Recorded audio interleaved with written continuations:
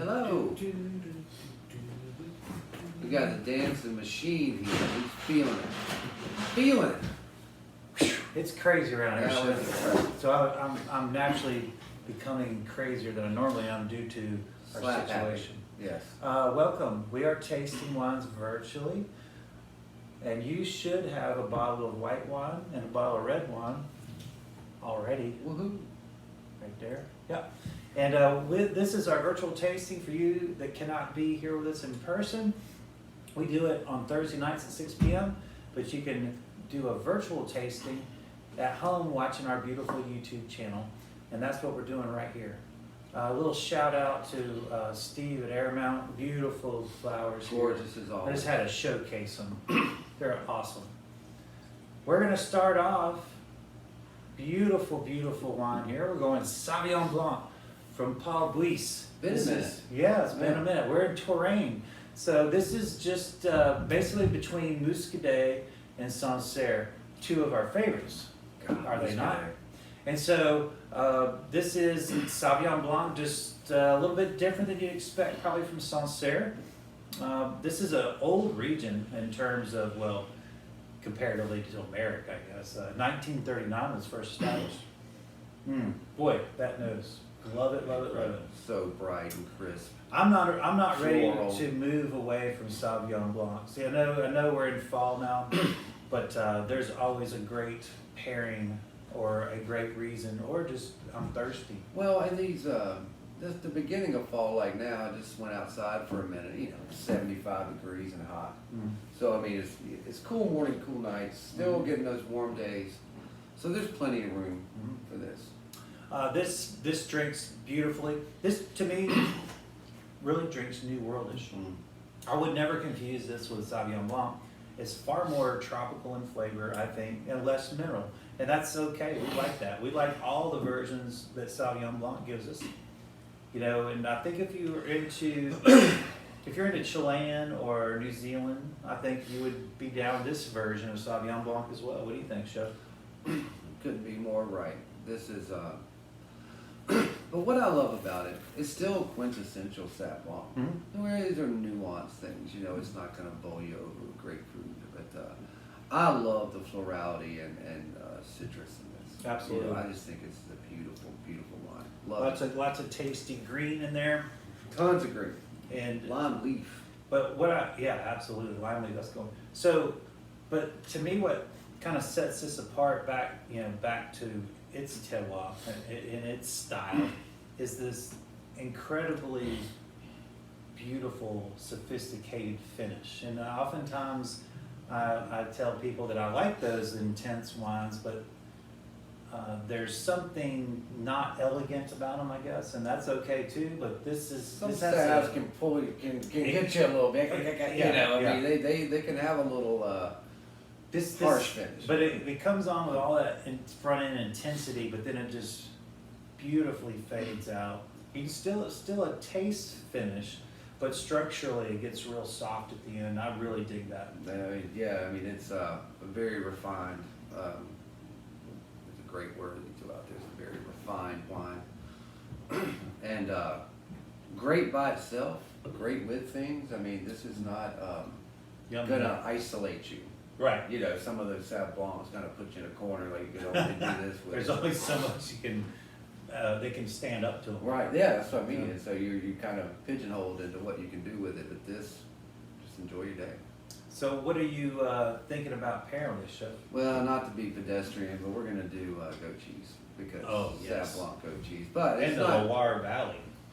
And it's not just any goat cheese. It's from Goat Lady Dairy there, right outside of Chapel Hill.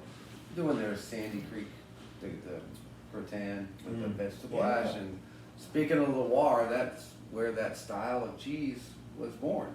The Loire were the first to vegetable ash and infuse it into their cheeses or coat their cheeses. And so now it's a very common practice among artisan creameries. So that's very fitting to not only have the goat, which I know you love to put goat with Sauv Blanc, but to have the style that was born in the Loire. So I think it would be great. I just love that cheese so much. It might be my cheese of the year. I just think it's fabulous. Well, I know our guests enjoy it as well, Chef. What can I say?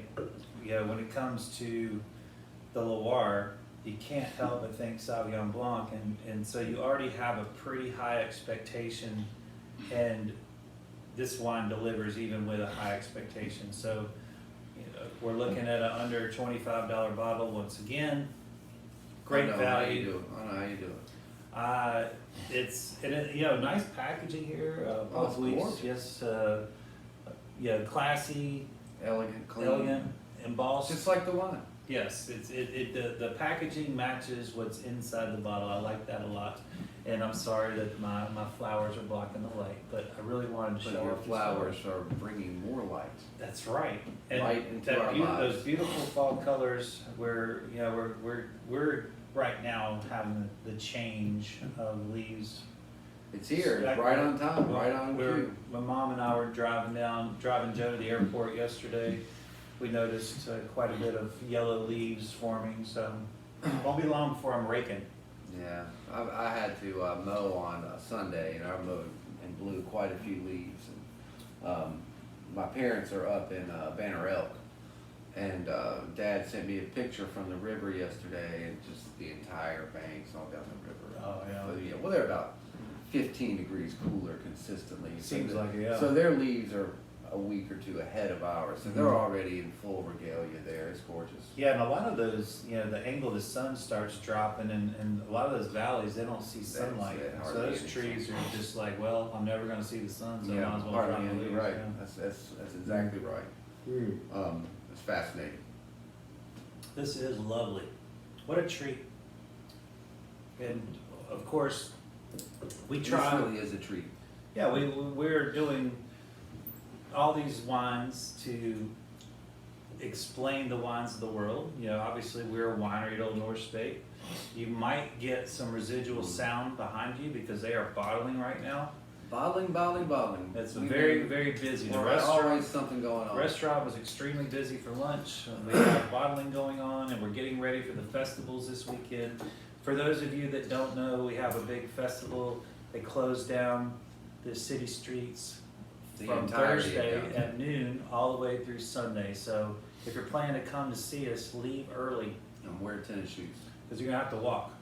Wear something comfortable, because there's a lot of them. And with the Oak Street cut, out of commission, that's one of the main cut throughs to kind of get from all the parking on the Renfro side of downtown to the main Market Street. So you have to make a few adjustments. Totally worth it. I mean, you come to that festival, you're going to be hoofing it all day long. Oh yeah, you come to the festival to walk, but So you already know you're going to be walking, but unless you're coming straight to O&S and then going home, which is a good time too. You can't beat it. But it's going to be perfect. The last 3 years, 2 to 3 years, autumn leaves. Of course we had COVID, and we had a lot of rain. Almost a total rain out one of those years. I mean, so it hasn't been up to potential in several years. And so with this year, COVID for the most part behind us, and the weather is going to be simply stunning. Should be a big one, Chef. God knows we're putting in all the work to make sure we're ready for a big one. Hopefully it will come to fruition. yeah, and we also we've been selling crazy amounts of liquor, crazy amounts, and Every Monday, People they're don't- like, I need a liquor check. And I'm just like, well, you just went to the liquor store. And then I look at the numbers and go, yeah, you sure did need a check. it's Staggering. really a lot of people think of us as a winery. They don't think about the liquor, and we've been very fortunate. Our ABC folks have been very helpful in finding liquors that most people don't have. We've been getting Blanton's and Eagle Rare and Buffalo Trace and McKenna Tenure, and it's just, I love it when people see that on the shelves. They're like, y'all Well, have that? it's a stunning display, and even beyond the quality of the liquors themselves, you've got to drive an awfully long way to get a cocktail better crafted than you'll get here. The creativity between you and Trey and Jesse and Jess, excuse me, Jessica, Jess.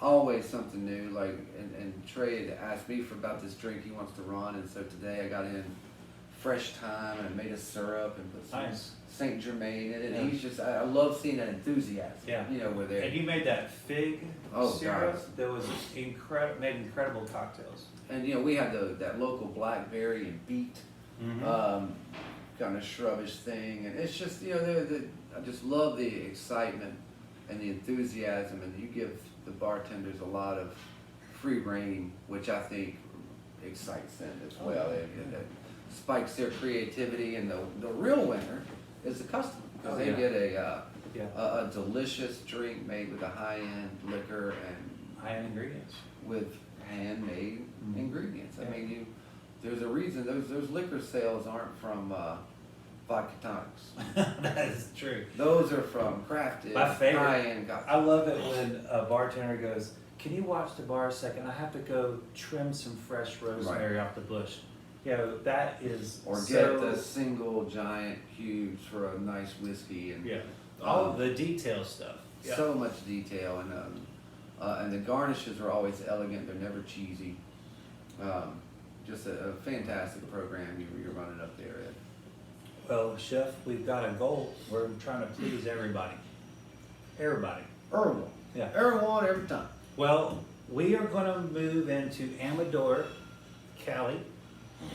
And sorry, the lighting is probably not the best. But we have had great success with their Pinot Grigio. We featured it, sold a boatload of it. And so I was able to taste this recently. I really, this is only the second wine I've had from them, and I also really enjoy this. It's a different kind of style. It's not the jammy Lodi style. It is not, and it's not even Sonoma style or Napa. This is a Zin that is borderline refreshing. I don't know how else to describe it. There's a And I know it's not, but I don't want to say it's not light, but it's just not. It's just not.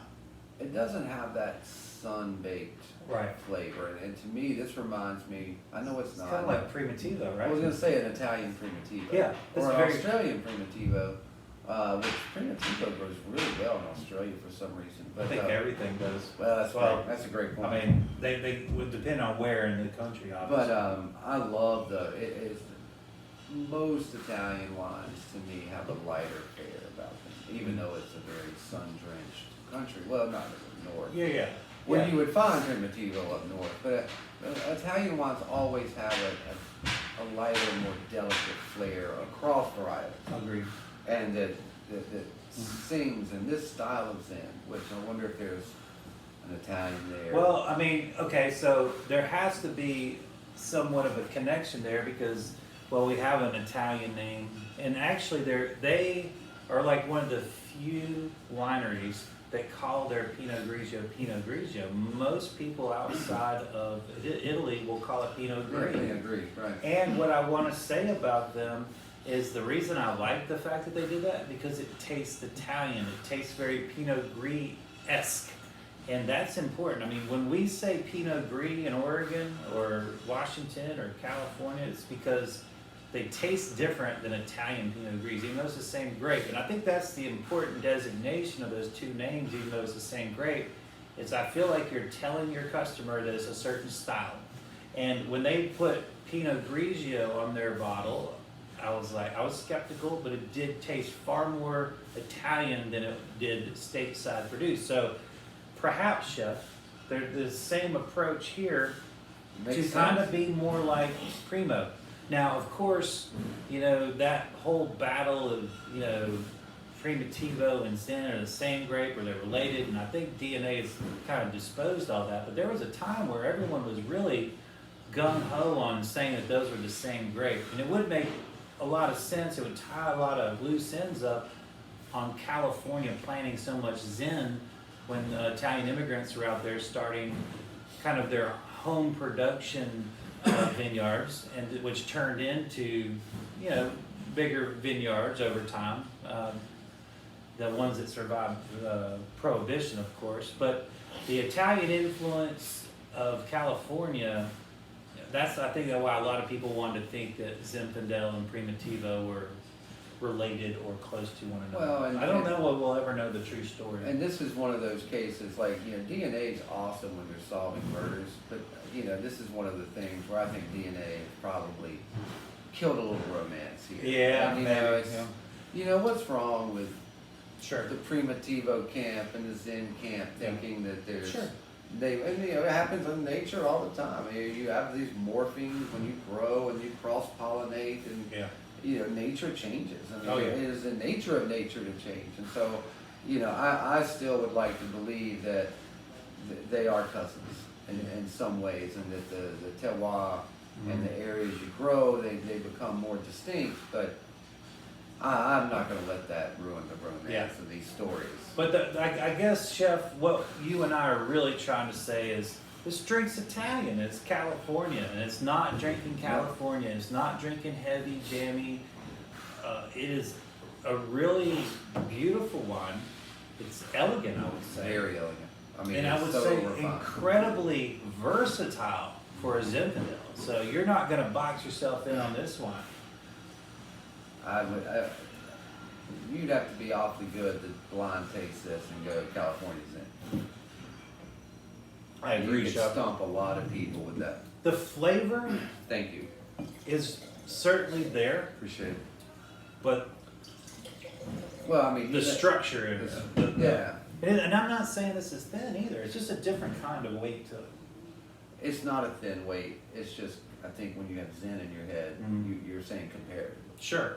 But, I mean, not compared to something else. Right. I mean, it's not thin, but... Even those, you think about the Black Rooster, you think about, oh gosh, it just escaped my brain. The Turleys, the Ridges, even though they're elegant, They're bigger. they're bigger than this.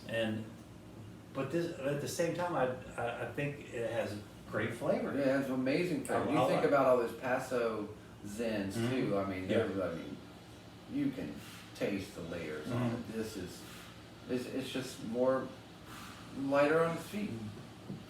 Really fresh. Super fresh. Super fresh, and I love it. Now I don't come across many wines that taste like this. So to me, I find it very attractive, and it's something that if I want this style, I'm gonna think of them. I don't know that there's other comparable producers of a style like this. And I think it's the red fruit that gives it that left turn. When I think of Zen, I think of black, dark fruit. And this has very reddish tones to it, which is making it, I think, and that circles back to Italy. To Italy, where we you're always going to have get red fruit. Red fruit's generally lighter than the darker extracts of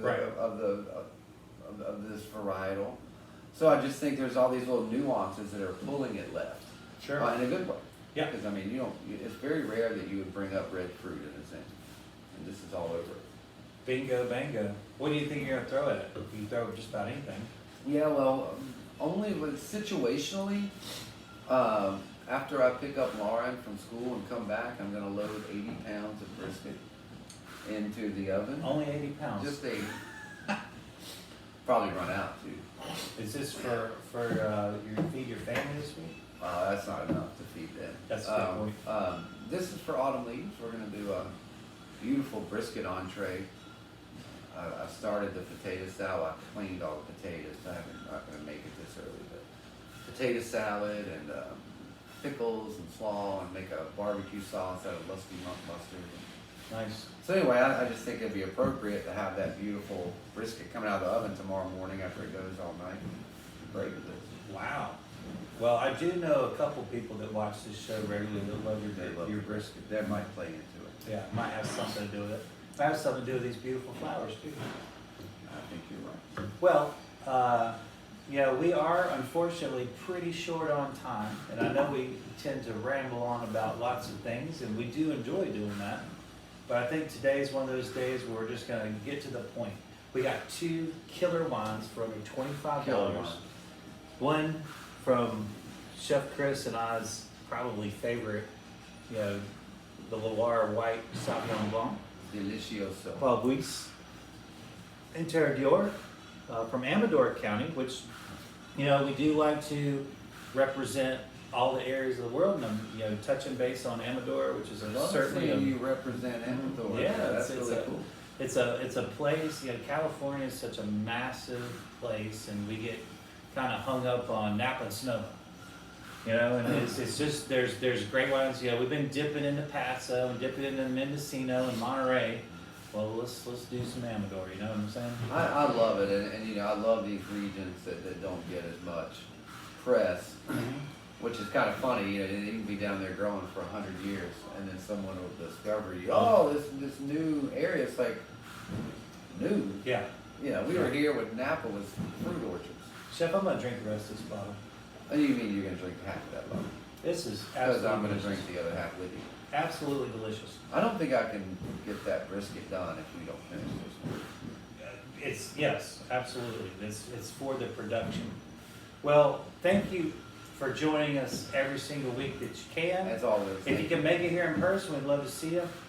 If you can't, just keep signing up for these virtual videos. And if you have someone that is interested in wine, you know, send them our way. We'd love to explain wine to them the best we know it, and hopefully they'll fall in love with it like we have. It's a wonderful thing to fall in love with, and it'll never leave you. To all my dear friends out there, I hope this finds you well. Cheers. Cheers to your health. To your health. I promise we'll ramble longer next week. See you next week. Take care, everyone. Thank you.